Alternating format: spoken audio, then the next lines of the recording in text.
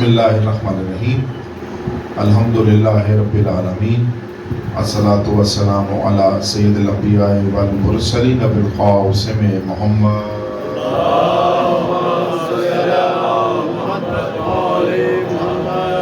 وعلی سید المطہر والامام المظفر والشجاع الغضنفر ابی شبیر و شبر قاسم طوبى وصبر العارف المبین الناصر المعین السید الرضی الامام الوسیع الحاکم بالنص الجلی مظہر العجائب و مظہر الغرائب و نقطۃ دائرۃ المطالب اسد اللہ غالب غالب علی کل غالب امام المشارق والمغارب حبہ فرض علی الحاضر والغائب مولانا و مولا ثقلین امام بالحق والامیر المطلق بالحسنین امیر المومنین علی بن ابی طالب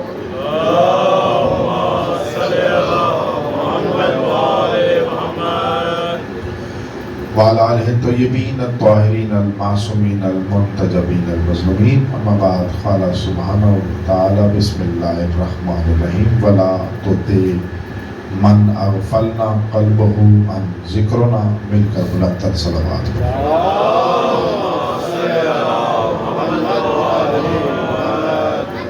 سامعین گرامی قدر، مالک لم یزل، کائنات کا خالق اور مالک اللہ اور اس کے بلا فصل وسیع آپ سب کا اس افضل عبادت میں چل کرانا قبول و منظور فرمائے۔ بالخصوص بانی فرش ازا، بانی مجلس ازا، مالک ان کے توفیقات میں اضافہ فرمائے۔ ظہری شاہ صاحب، ان کے برادران، دوست احباب جنہوں نے اس عبادت کا اہتمام کیا، مالک ان کے گھروں پر اپنا کرم نازل فرمائے۔ جتنے احباب تشریف فرما ہے، مالک سب کے حال پر اپنا رحم نازل فرمائے۔ جو بیمار ہیں مالک انہیں شفا عطا فرمائے، جو بے اولاد ہیں مالک انہیں اولاد عطا فرمائے۔ تمام دعاؤں کے افضل دعا مالک ہمارے رہبر حقیقی، رہبر احد، رہبر اعظم، رہبر اکبر سرکار امام الزمانہ کا جلد ظہور فرمائے۔ ایک مرتبہ دعاؤں کی قبولیت کے لیے شرف حصول عشق امام حسین علیہ السلام کے لیے معرفت و قربت و بلندی عقیدہ کے لیے مل کر بلند تر صلوات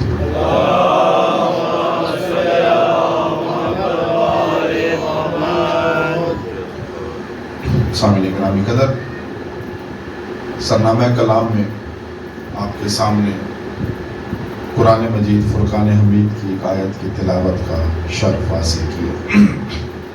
کوشش ہوگی میری کہ اسی آیت کے ضمن میں میں آپ کے سامنے مسلسل 5 دن خطاب کرنے کی کوشش کروں، کیونکہ قرآن کی ہر آیت ایک راز ہے اور ہر آیت میں لفظ راز رکھتے ہیں اور لفظ بنتے ہیں حرفوں سے، اور اس کے ہر حرف میں بھی ایک راز ہے۔ میرے مولا نے فرمایا کہ قرآن کے ایک ایک آیت کے 70,000 باطن ہیں۔ اگر آیت کے 70,000 باطن ہوں گے تو حرفوں کے کتنے باطن ہوں گے؟ جب حرفوں کے باطن ہوں گے تو لفظوں کے کتنے باطن ہوں گے؟ اور میرے مولا نے فرمایا کہ قرآن کی حقیقت سے ہم 14 واقف ہیں۔ قرآن کی حقیقت سے ہم 14 واقف ہیں۔ انسان بشر اپنے لحاظ سے کوشش کر سکتا ہے کہ قرآن کو سمجھے۔ قرآن کو سمجھنے کی بشر آخری سانس تک کوشش کر سکتا ہے، لیکن اس قرآن کا کامل مفسر نہیں بن سکتا۔ اس قرآن کا کامل مفسر بن ہی نہیں سکتا۔ انسان تفسیر کرنے کی کوشش کرتا ہے اور ان آیات کی تفسیر کرنے کی کوشش کرتا ہے کہ جب آل محمد کے فرامین کو مد نظر رکھتے ہوئے، بس اگر آل محمد کے فرامین ہمارے پاس نہ ہوتے تو انسانیت ٹکرے مار کر مر چکی ہوتی۔ ایک بلند صلوات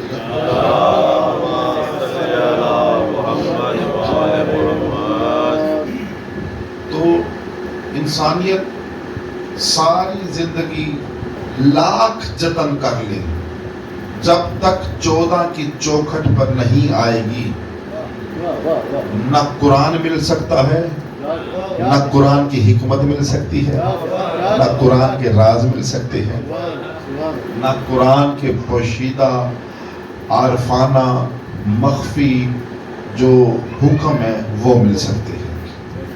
अगर कुरान को जानना है तो अली को मानना पड़ेगा।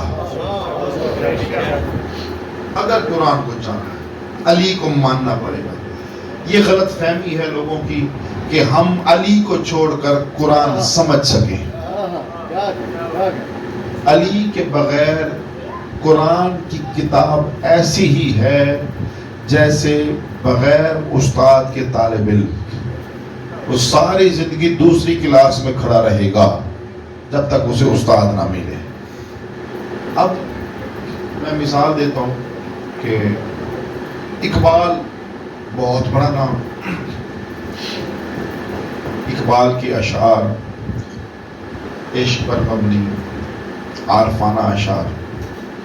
अब इकबाल का एक शेर अगर कोई मुझे दे कहे कि उसकी तशरीह करो शायद, तो इकबाल के उस कलाम की जो तशरीह होगी वो मैं अपनी अक्ल और शऊर और फहम और मार्फत के मुताबिक करूँगा।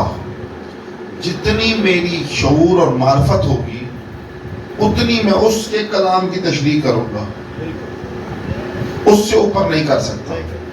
हकीकी तौर पर इकबाल के कलाम की तशरीह इकबाल खुद कर सकता है। हकीकी तौर पर इकबाल के कलाम की तशरीह इकबाल खुद कर सकता है, क्योंकि जिस मयार इश्क पर, जिस मयार फहम पर और जिस फिक्र पर इकबाल था उसी फिक्र पर रहकर वो उसकी तशरीह करेगा। अब आप अंदाजा करें, ये किताब, ये कलाम है अल्लाह का, माशाअल्लाह माशाअल्लाह, किसी बशर का कलाम नहीं, ये कलाम है अल्लाह का, इसे कहते हैं कलाम इलाही। अब इस कलाम की तशरीह वही कर सकता है जो कम अज कम लिसानुल्लाह हो। अब इस कलाम की तशरीह वही कर सकता है जो कम अज कम लिसानुल्लाह हो। जो इस कलाम की तशरीह वही कर सकता है जो तौहीद के मिजाज से वाकफियत रखता हो, जो तौहीद के कुर्ब में हो, जो वहदानियत से बिला फसल जुड़ा हुआ हो, वही इस किताब की तशरीह कर सकता है। इसलिए इस किताब की तशरीह या मोहम्मद कर सकता है, या अली कर सकता है, या बतूल कर सकती है, या हसन और हुसैन कर सकते हैं, या हुज्जत खुदा कायम जो पर्दे में बैठा हुआ है वही इस किताब की तशरीह कर सकता है। बंदों की हैसियत नहीं कि कलाम इलाही की अपनी मर्जी से तशरीह कर सके। जिन्होंने अपनी मर्जी से तशरीह की, नतीजे के तौर पर आपने देखा इतनी तफसीरें मुख्तलिफ हैं कि लोगों ने मजहब बना दिए, लोगों ने मजहब बनाए। अब जब आपने बे का तर्जमा बे लिया तो आपको पता ही नहीं चला कि बिस्मिल्लाह है क्या। अब हमने जब बे का तर्जमा लिया हमें पता चल गया कि बे के नुक्तों में छुपी हुई जात को अली कहते हैं।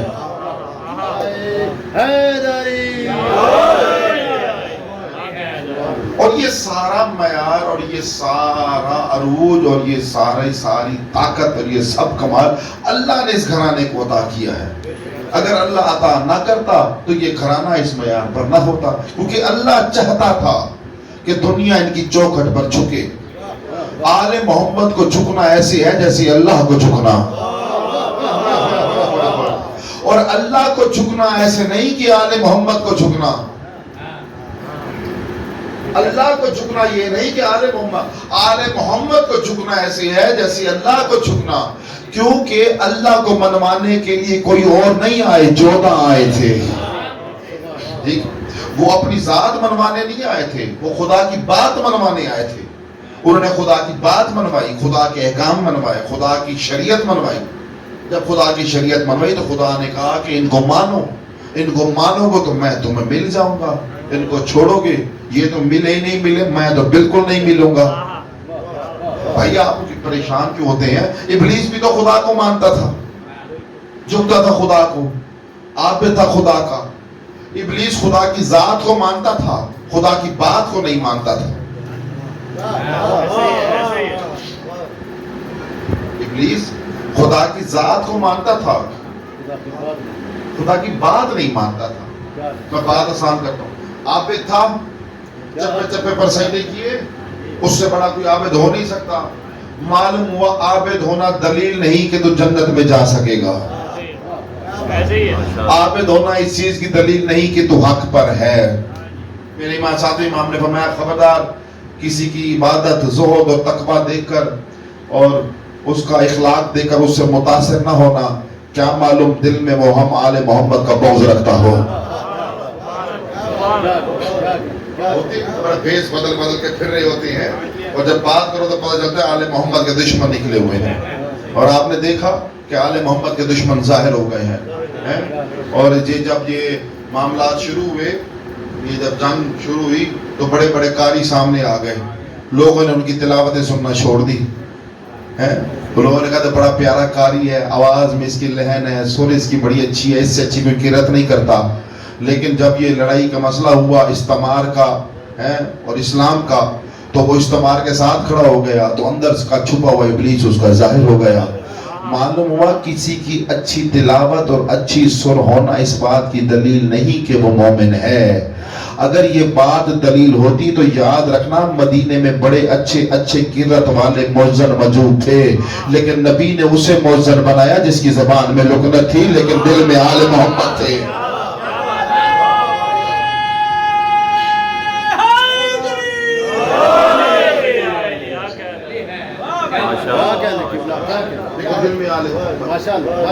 اب آپ یہ دیکھیں کہ سامعین گرامی قدر ایک بلند سلوات پڑھیے.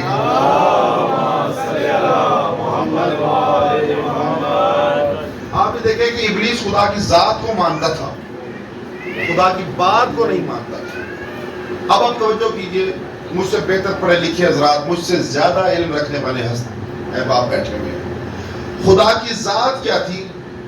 لا الہ الا اللہ، ٹھیک ہے. اور خدا کی بات کیا تھی؟ اسجد آدم، آدم کو سجدہ کر. اس نے کہا تجھے مانوں گا، تیرے بنائے ہوئے کو نہیں مانوں گا. اور خدا یہاں اڑ گیا. تجھے اس نے یہ سمجھا جب بڑے کو مان رہا ہوں اس کے بنائے ہوئے کو نہیں مانوں گا، کیا ہوا؟ بڑا راضی ہو جائے گا. اس نے کہا نہیں، میں تب راضی ہوں گا جب میرے بنائے ہوئے کو مانے گا. میرے بنائے ہوئے کا منکر بنے گا، میں بھی تجھے راندہ درگاہ قرار دے دوں گا. معلوم ہو جو خدا کو مانے اور خدا کے بنائے ہوئے کو نہ مانے اسی کو تو ابلیس کہا جاتا ہے. اسی ہی کو تو ابلیس کہا. جو خدا کے بنائے ہوئے کو نہیں مانتا، خدا کو تو مانتا تھا. بڑے آ جاتے ہیں آپ کے سامنے توحید کے ماننے والے، توحید کے ٹھیکیدار، اللہ اللہ اللہ. بھائی ہم تو اللہ کے قائل ہیں. یہ دیکھو اللہ چاہتا کیا ہے، یہ دیکھو اللہ چاہتا کیا ہے، اللہ تمہیں دینا کیا چاہتا ہے. کیوں؟ کیونکہ انہیں خدا کے بنائے ہوئے پسند نہیں، انہیں خدا کے بنائے ہوئے پسند نہیں. اور خدا کا مزاج بھی بڑا نرالا ہے. جو خدا کے بنائے ہوئے کو پسند نہ کرے، چاہے کروڑوں سال تک سجدے کرتا رہے، خدا اسے اپنی بارگاہ سے نکال دیتا ہے. نعرہ تکبیر، نعرہ رسالت، نعرہ حیدری، محمد بلند السلام.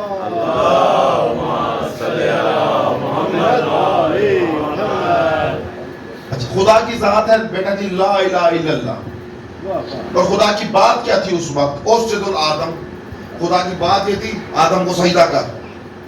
اس نے کہا تجھے مانوں گا، آدم کو سجدہ نہیں کروں گا. ایک دلیل بن گئی، اللہ نے ابلیس بنا دیا. اب محمد کی ذات کیا ہے؟ محمد کی ذات کیا؟ محمد رسول اللہ. اور محمد کی بات کیا تھی غدیر پر؟ علی ولی اللہ.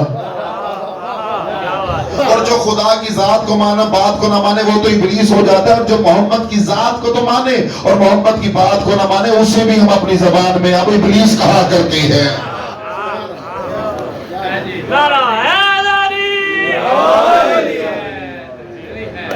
اسے بھی ہم اپنی زبان میں ابلیس کہا.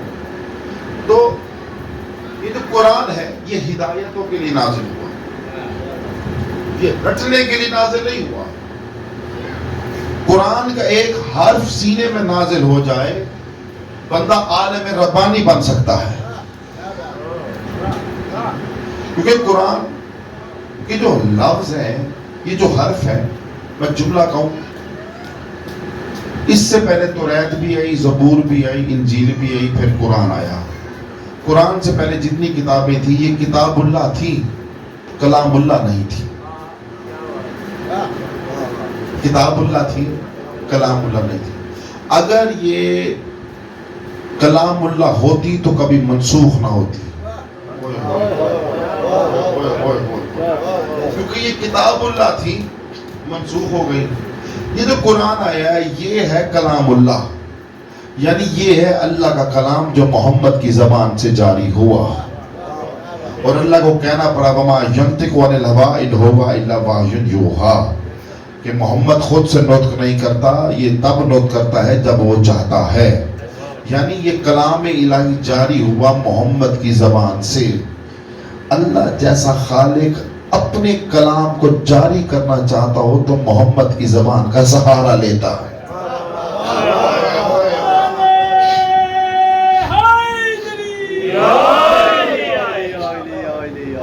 اتنا بڑا خالق ہے، اتنا بڑا خالق. بھائی توریت زبور انجیل آئی، کبھی پہاڑ پر بھیج دی، کبھی صحیفے نازل کر دی.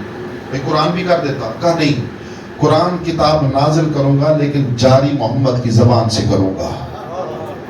یعنی یہ قرآن بھی محتاج رہا جب تک محمد اپنی زبان کی جنبش نہ کرے.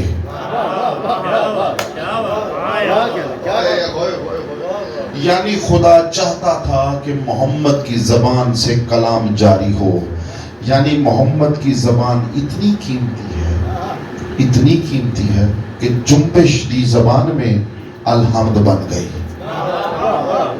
جنبش دی زبان کو یاسین بن گئی، جنبش دی زبان کو کوثر بن گئی، جنبش دی زبان کو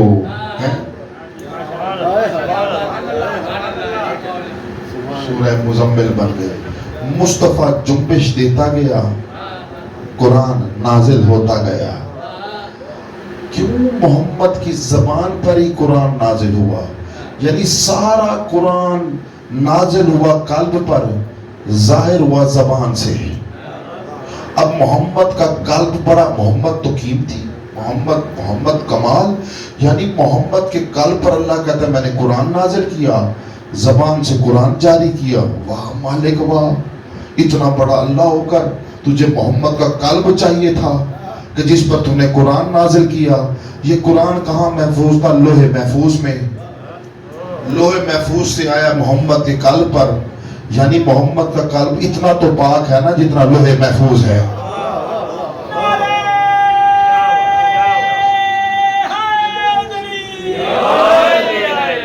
بڑی مہربانی آپ حضرات کی. یعنی لوح محفوظ میں ہے نا قرآن. یعنی اتنی پاکیزگی لوح محفوظ کی ہے، اتنی پاکیزگی محمد کی قلب کی ہے. اب اتنی پاکیزگی محمد کی زبان کی ہے جتنی پاکیزگی قلب کی ہے. معلوم ہوا جتنی پاکیزگی عرش پر ہے اتنی پاکیزگی محمد کی زبان پر ہے. اب زبان سے کلام اس لیے جاری ہوا کیونکہ یہ زبان محمد نے علی کو چسوانی تھی.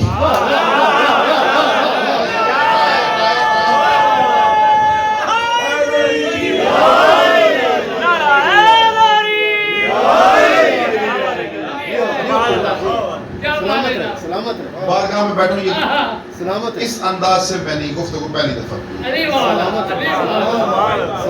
کیوں زبان سے جاری کیا؟ کیونکہ خدا کا نظام نظر رکھتا ہے کہ میں زبان سے اس لیے قرآن جاری کروں گا کیونکہ جس زبان سے قرآن جاری ہو وہی زبان علی چوسے گا، وہی زبان حسن چوسے گا، وہی زبان حسین چوسے گی، وہی زبان بطول چوسے گی. یعنی ساری توحید اکٹھی ہو کر قلب پر آئی، قلب سے زبان پر نازل ہوئی اور وہی زبان پنجدن چوستے رہ گئے.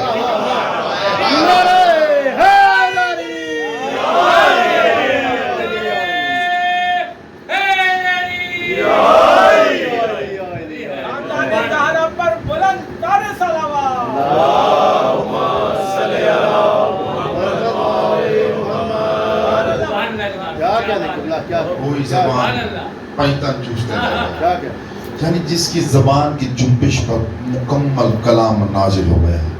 اتنا بڑا اللہ اپنی کتاب محمد کی زبان سے جاری کر رہا ہے. تو یہ محمد کی زبان نہیں, یہاں تو کلام الہی بول رہا ہے. معلوم ہوا محمد کی زبان میں محمد نہیں بولتا. چپ کیوں کر گیا آپ حضرات؟ بھائی وما ینطق لوائی لوائی لوائی یوہا, گھبرا کیوں گئے؟ توحید شیعوں کی اتنی کچی نہیں ہے کہ مولوی کی طرح سلپ ہو جائے. ہم نے توحید علی سے لی ہے, کسی بازاری ملا سے نہیں لی ہے. بھائی میں جملہ کہنا چاہتا ہوں, محمد کی زبان پر محمد نہیں بولتا. محمد کی زبان پر جب جب جہاں جہاں جدھر جدھر جس وقت بھی بولا محمد نہیں بولا, اللہ بولا ہے. اب کیونکہ محمد کی زبان پر بولتا ہے اللہ, محمد کی زبان پر بولتا ہے اللہ. اگر محمد کہے الیوم اکملت لکم دینکم واتممت علیکم نعمتی, تو مانتے ہو اللہ بول رہا ہے. اور اگر یہی محمد غدیر پر علی کا بازو بلند کر کے گئے من کنت مولا فہذا علی اور مولا, پھر محمد نہیں بول رہا, اللہ بول رہا ہے.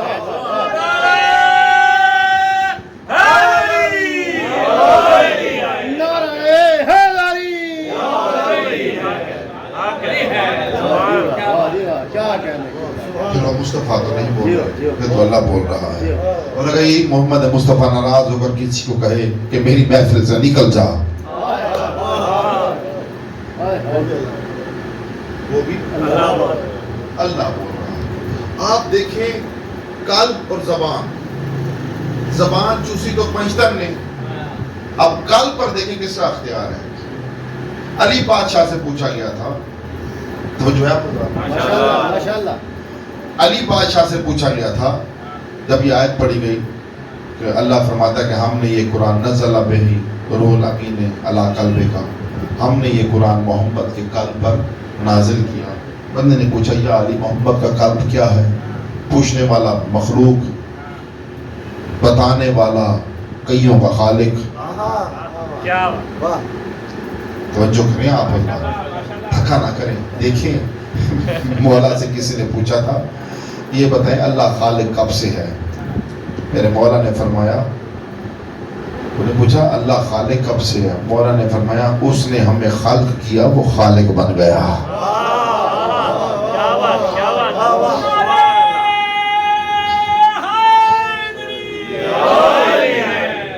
اس نے ہمیں خلق کیا, وہ خالق بن گیا. پوچھا وہ مصور کب سے ہے؟ کہا اس نے ہماری تصویر بنائی, وہ مصور بن گیا. کہا رازق کب سے ہے؟ کہا اس نے ہم 14 کو رزق دیا, وہ رازق بن گیا. وہ تجھے خلق کر کے فخر نہیں کرتا, وہ 14 کی تخلیق پر فخر کرتا.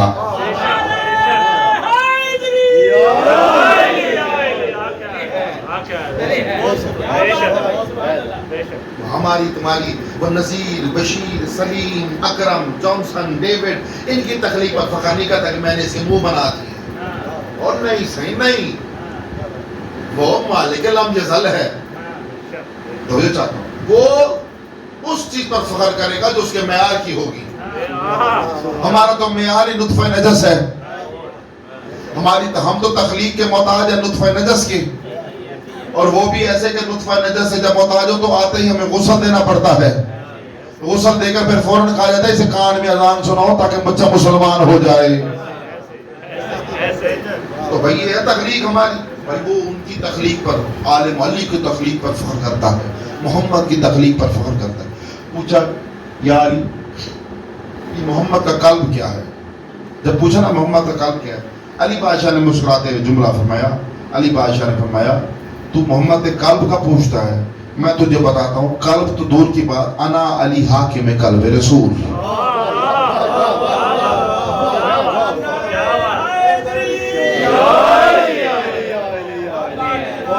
میرے پڑھنے میں کوئی کمی نہیں, آپ کے سننے میں کمی نہیں. صحیح بات ہے, میں جو آتا ہے سبق وہ فوراً سناتا ہوں. یہ نہیں کہ بندے بیٹھے ہوں, بندے 2 ہوں, ضروری ہے دیکھنے والی مخلوق سن رہی ہوتی ہے. جتنی تو اندیکھی مخلوق سنتی ہے ہمیں تو پتہ ہی نہیں ہے. بندوں کو پتہ ہی نہیں, ہماری تو نظروں میں وہی نظر آتا ہے جو سامنے ہوتا ہے. ہماری نظر جس دن ان کو دیکھ رہے جو سامنے نہیں ہوتے, پتہ چل جائے گا کہ علی کہاں کہاں ہے.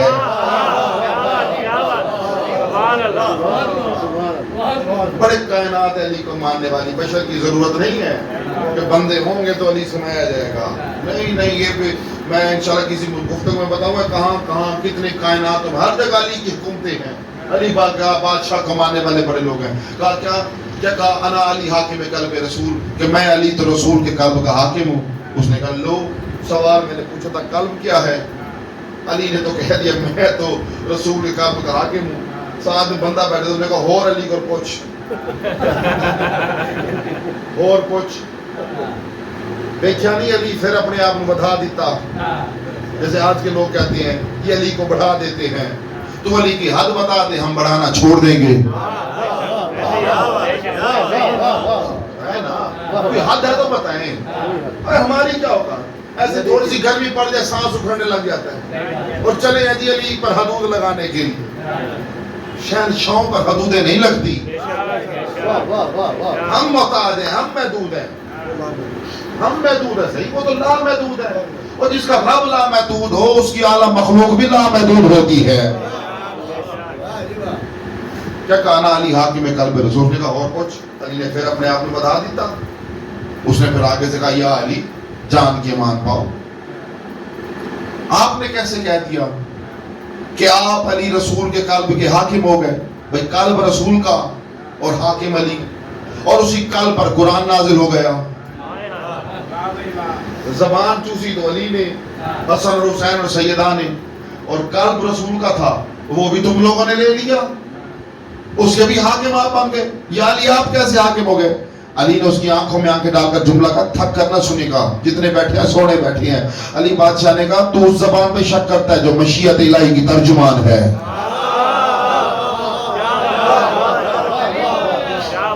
اس زبان پہ شک کرتا ہے جو مشیت الہی کی ترجمان ہے. وہ شخص تھر تھر کانپنے لگا. شادی دعا چلنے چاہوں گا, آپ سے جملہ کہنا چاہتا ہوں. اس نے کہا اچھا پھر یا علی پھر بتائیں کہ معنی کیا ہے. کہا اس وقت کہا تھا جب میرے محمد, میرے سردار, میرے آقا نے کہا تھا کہ فاطمہ میرا قلب ہے.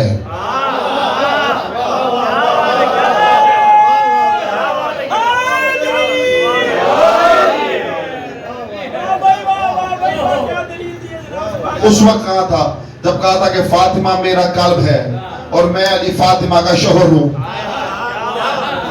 اور شوہر بیوی کا حاکم ہوتا ہے. اور جو بطول جیسی ہستی کا حاکم ہو اس کمال کو علی کہتے ہیں.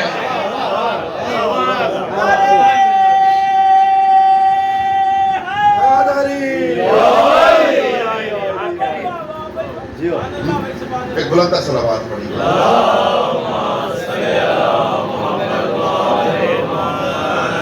نعرہ تکبیر, نعرہ رسالت, نعرہ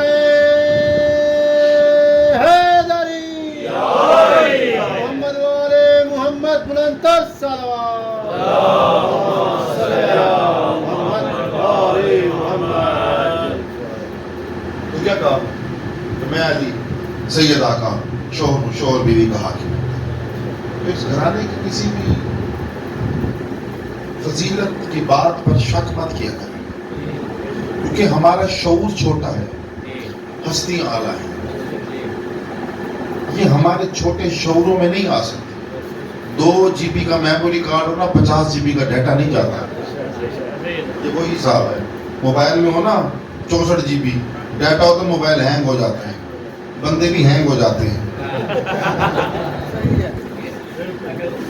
پھر پچھلا ڈیٹا اڑا رہے ہوتے ہیں, فون ٹھیک ہو جائے, بندے ہینگ ہو جاتے ہیں. کہاں علی آ سکتا ہے؟ سلمان فارسی کو پتہ نہ چلا علی کسے کہتے ہیں, ساری زندگی خدمت کرتا رہا. جبرائیل کو پتہ نہ چلا علی کسے کہتے ہیں, وہ تو ابھی تک اسی تلاش میں, ابھی تک کہ شاید قائم کا ظہور ہو, اس سے پوچھ لو کہ علی کسے کہتے ہیں. سلمان فارسی کو پتہ نہ چلا.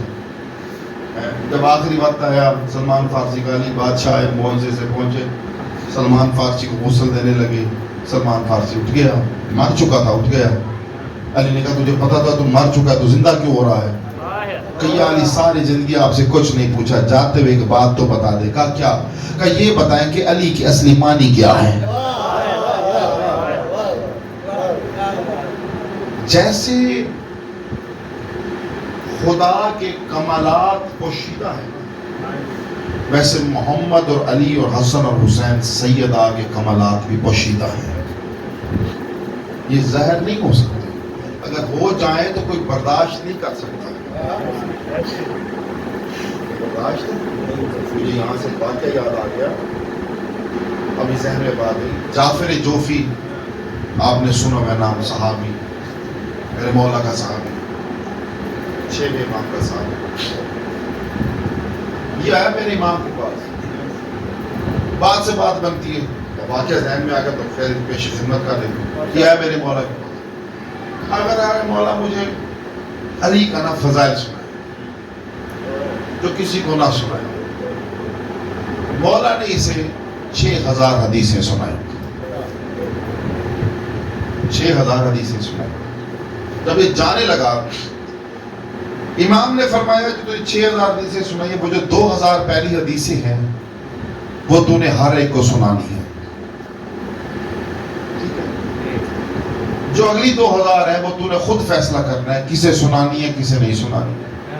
یعنی بندے کو پہلے دیکھنا ہے، بندے کی میموری کارڈ ٹھیک ہے، بندہ سمجھ جائے گا، فضائل سنے گا. کہا جی میرے مولا جو کہ جو آخری 2000 حدیثیں ہیں وہ تو نے کسی کو نہیں سنا،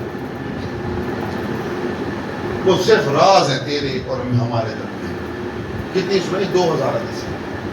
ایک طرف ہم کہتے ہیں کہ دنیا کے درخت قلم بن جائیں، سمندر سیاہی بن جائے، علی کا فضائل ختم نہیں ہو سکتا. ابھی تو صرف 2000 سنائی، پتہ نہیں 2 کروڑ 2 ارب اس سے زیادہ خراب حدیثیں نہ معلوم ہوگی، نہیں پتہ نہیں. اب جعفر جوفی جو 2000 سنائی تھی، حکم ہوا پہلی وہ ہر ایک کو سناتا. جو باقی 2000 تھی وہ صحیح جو جس کو دیکھتا دل کرتا سنا دیتا.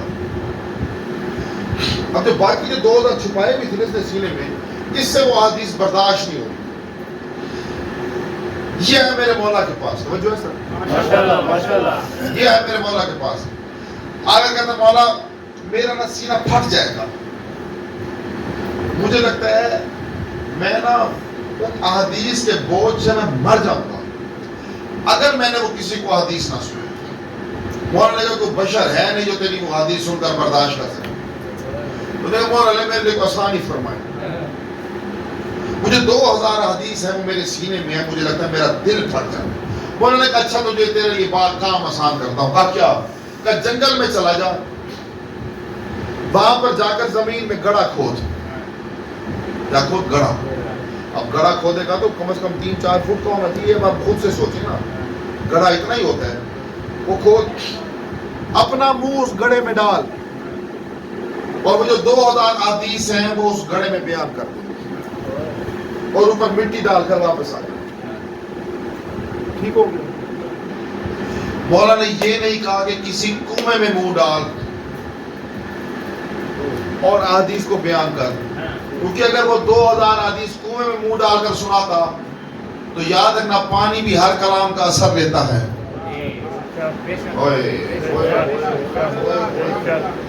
سر یہ تو آپ کو سائنسدان بھی کہتے ہیں کہ پانی کے اوپر آپ الحمد یا یاسین پڑھتے ہیں تو پانی سنتا ہے اور پھر ویسے ہی اپنی تاثیر لے کر آتا ہے.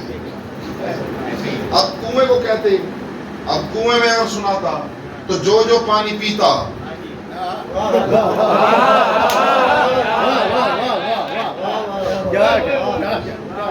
اور کنویں کا پانی تو ختم نہ ہونا تھا، اور آب زمزم تو اب تک چل رہا ہے. اب یہ تو مخصوص لوگوں کے لیے تھا. یہ تو وہ ہوتے تھے شیعوں نے تو پھر وہ پانی بھر کے رکھا ہونا تھا، جو آتا اسے پلا دیتے، وہ تو پھر یہ نہیں شروع کر دیتا. اب اس نے گڑھا کھودا، صحیح جنگل میں گیا، آخری جملے اور بس جنگل میں گڑھا کھودا، منہ ڈالا، وہ 2000 حدیثیں بیان کر دی. اب جیسے بیان اس کا سینہ ہلکا ہو گیا، جیسے بوجھ ہوتا ہے، اسے سانس لی. مولا تیرا شکر، تیرا احسان، تو نے حل بتا دیا. اب اس نے گڑھے پر ڈال دی مٹی، اب جعفر جوفی نے میرا ہاتھ چلا گیا. اب جہاں پر وہ گڑھا کھود کر مٹی ڈالی تھی وہاں پر کچھ عرصے بعد سرکنڈے اگنے لگے, زمین سے سرکنڈے, یعنی وہ چھوٹے چھوٹے بانس ہوتے تھے. ایک ہوتا ہے نا بڑا بانس ہوتا ہے, ایک ہوتا ہے چھوٹا بانس. وہ بانس ایسا ہوتا ہے کہ جس کے درمیان میں سوراخ ہوتا ہے, اگر آپ کوئی پھونک مارے تو ہوا آر پار ہو جاتی ہے. تو وہ اسی جگہ پر وہ بانس اگنا شروع ہو گئے چھوٹے چھوٹے. علاقے کے جنگل کے ساتھ ایک گاؤں تھا, گاؤں کے بچے آئے کھیلتے کھیلتے یہاں تک پہنچے. بچوں نے دیکھا کہ بانس اگے ہوئے ہیں, ایک بچے نے اس بانس کو توڑا. اب بچوں کو کوئی ایسی چیز مل جائے جو ہو بجانے والی, مرضی ہے ہماری سرکار, بچپن میں سارے نے توتیاں بجائی ہیں. اب یہ بات ہے ہمیں ملی ہے پلاسٹک والی. اب بچوں کو ملی, بچوں کو پتہ ہے کہ جس چیز میں ہوا آر پار ہو فوراً منہ میں ڈال کے پھونک مارتے ہیں. وہ ایک بچے نے بانس توڑا, اس نے پھونک ماری تو بیچ میں سے علی کے فضائل کی آواز آنے لگی. بیچ میں سے علی کے فضائل کی آواز آنے لگی. اس نے دوسرے بچے کو کہا, اس نے کہا یہ کیا؟ اس نے کہا میں پھونک مارتا ہوں بیچ میں سے علی کے فضائل آتے ہیں. بچوں کو کیا پتا تھا کہ یہ لوگوں میں کیا لڑائی ہیں, لوگ کتنا علی سے بغض رکھتے ہیں. انہیں یہ پتا تھا کہ اس میں سے گفتگو کی آواز آتی ہے. دوسرے بچے نے پوچھا کتھو پاٹا ہے؟ انہوں نے کہا وہ جگہ. دوسرا بچہ آیا, اس نے توڑا. اب دونوں بجانے لگے, دونوں میں سے آوازیں آنے لگی علی علی کی. اب جتنے گاؤں والے بچے تھے ایک بال کرے سارے بال شروع تھی بھائی. وہ آئے نا کوئی دودھی بیچنے والا, کدھر سے لیا؟ سارے بچے کہتے ہم بھی لیں گے ہم بھی لیں گے.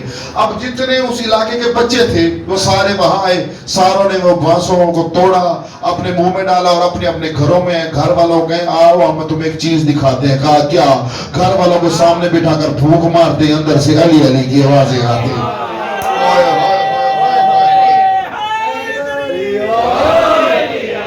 علی کی آوازیں آتی. ان سے علی برداشت نہیں ہوتا تھا. انہوں نے کہا ہم تو علی کو سننا نہیں چاہتے تھے. یہاں تو بندے خدا کے شجر بھی کلام الہی علی کا ذکر کر رہے ہیں, علی کا ذکر کر رہے ہیں. یہ علی کا کمال ہے.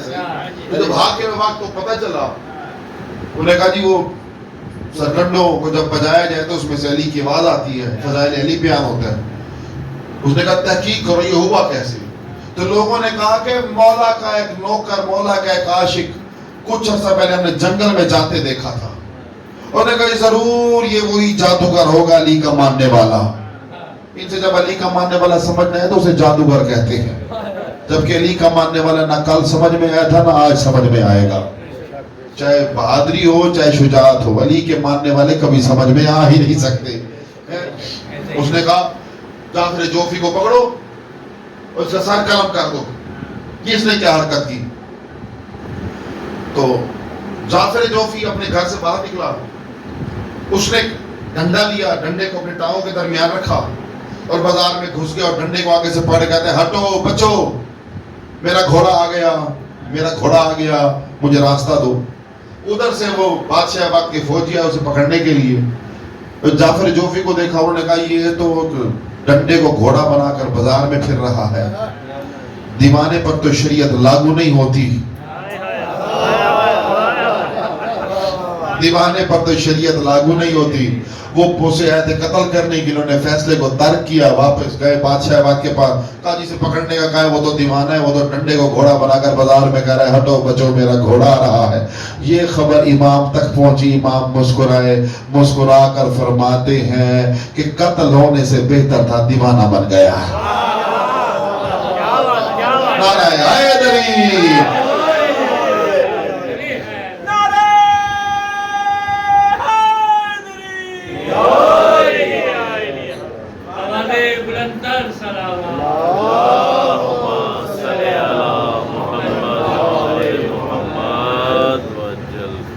سامعین گرامی قدر, جس دل میں علی ہو وہ دل پاک ہے. جس شجر پر علی لکھ دیا جائے, بھائی پانی پر علی پڑھ کر پھونک دیا جائے, وہ شفا دے دیتا ہے. اللہ جانے ذات علی خود کیا ہو. ایک بلند تر سلامات.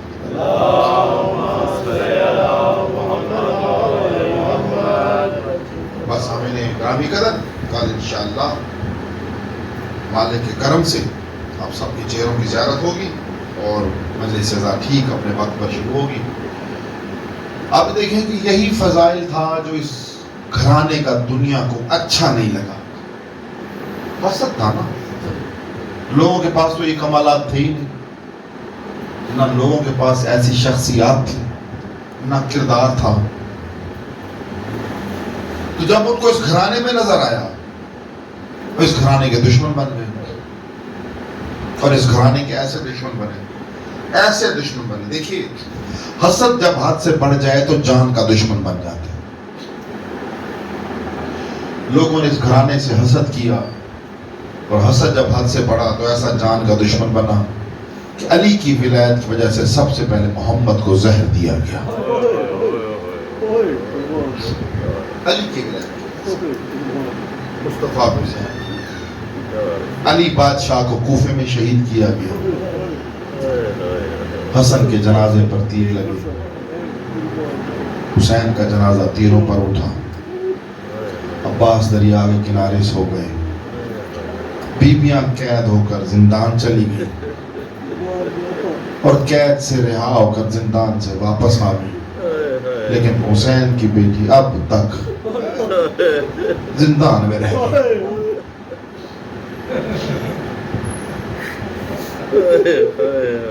اس گھرانے کی ہر فرد کی شہادت، ہر فرد کی شہادت قیامت ہے. ہر فرد کا مصائب قیامت. پتہ کس کس کا ذکر کرتے. خدا کی قسم کربلا کے بعد صحیح انہیں کسی کو زہر دینے کی ضرورت ہی نہیں تھی. آل محمد کربلا کو اتنا یاد کرتے تھے کہ یاد کر کر کے خود دنیا سے چلے جاتے. تمہیں زہر دینے کی ضرورت نہیں تھی، تم نے لعنتیں کمائی. ہر ایک کا دکھ آلہ. قاسم کی شہادت ایک عظیم شہادت، اکبر کی شہادت عظیم شہادت، لیکن سکینہ کا غم بھی ایسا جو ختم نہ ہونے والا تھا. بیٹیاں باپ کو بڑی پیاری ہوتی. ہمارا 12واں امام پردے میں رہ کر اب تک گریا کرتے ہوئے جملہ کہتے ہیں. وہ جملہ آپ کے اگر دل پر لگ گیا نا تو خدا کی قسم بستر پر بھی آنکھ نم رہے گی. کربلا ہونی چاہیے دلوں میں. کربلا. تمہارا 12واں امام رو کر فرماتے ہیں سلام ہو میرا اس شہزادی پر جس کے گالوں کی رنگت کربلا سے شام تک مسلسل تبدیل ہوتے رہے.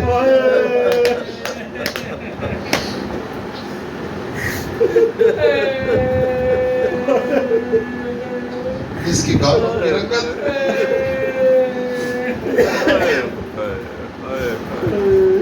رسول کی بیٹی نواسیاں رسول کی. یہ امت نے ظلم کیا.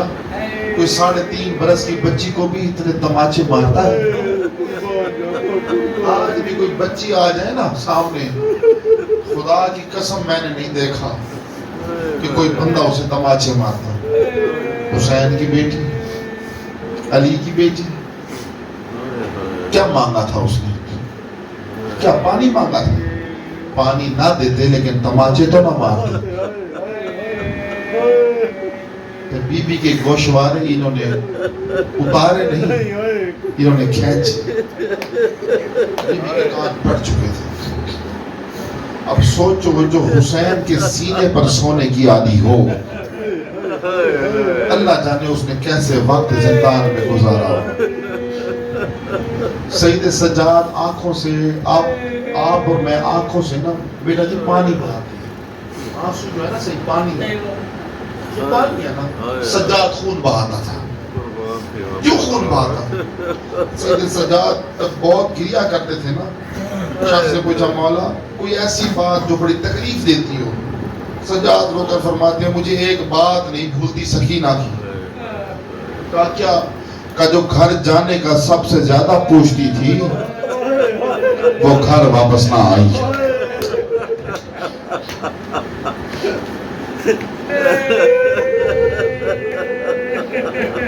جو سب سے زیادہ گھر جانے کا پوچھتی تھی، اللہ پوچھتے بھیا گھر کب واپس جائے گا؟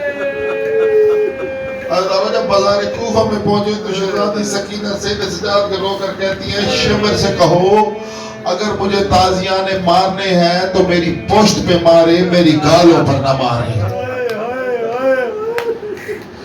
لانتی بی بی کے گالوں پر تازیانے مارتے تھے. کربلا میں یہ بیٹی حسین کو میدان میں جانے نہیں دیتی تھی. جب حسین جانے لگے تو اس نے زلجنا کے دونوں قدموں کو اپنے باہوں سے تھام لیا. زلجنا رکا. حسین نے کہا آخری ساتھ ہے بس نشیب تک پہنچا.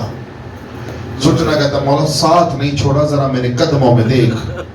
اب جو دیکھا سکینہ لپٹ کر کھڑی ہوئی تھی. حسین نیچے اترے سکینہ کو گود میں بٹھایا ماتھا چوما گال چومے رو کر پوچھتے ہیں بیٹی آج کے بعد میرے سینے پر سونے کی ضد نہ کرنا.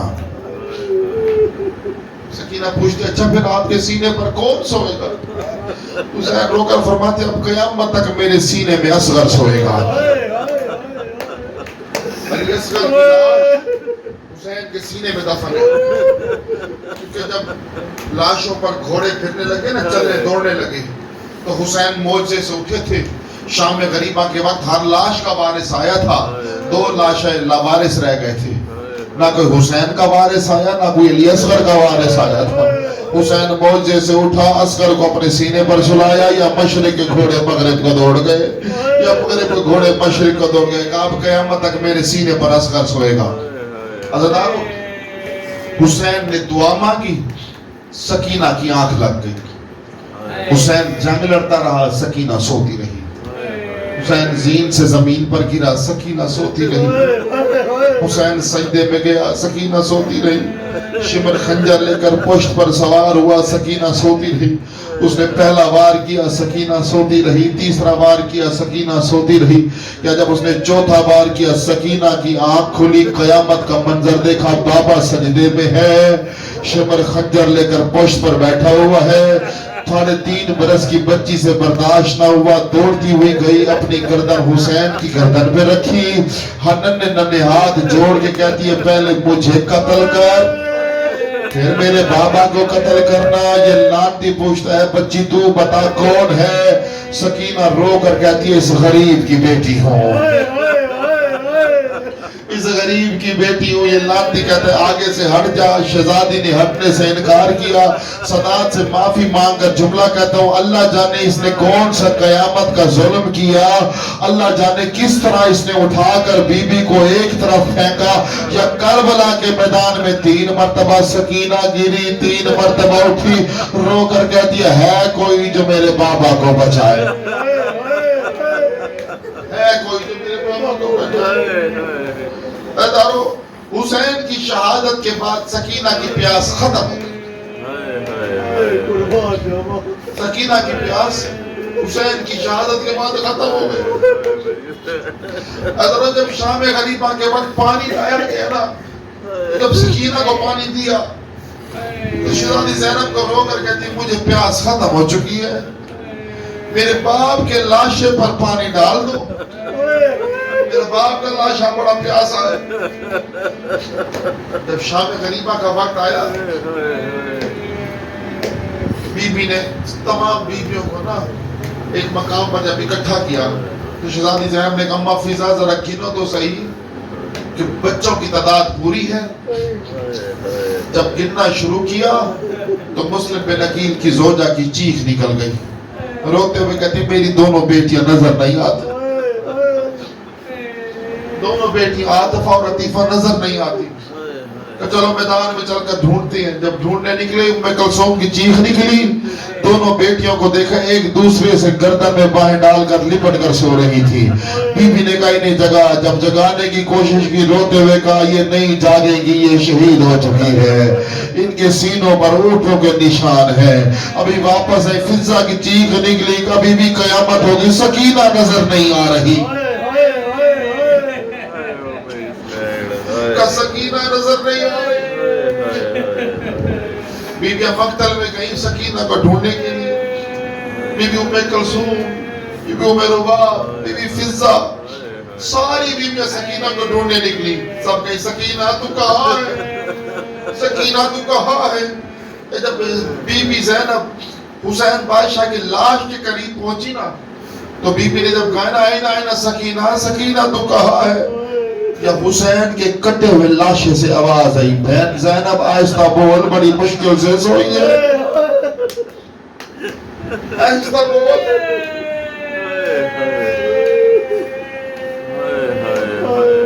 بڑی مشکل سے سوئی ہے اب جو بی بی نے حسین کے لاشے کی جانب دیکھا بی بی کو سکینہ نظر نہ آئی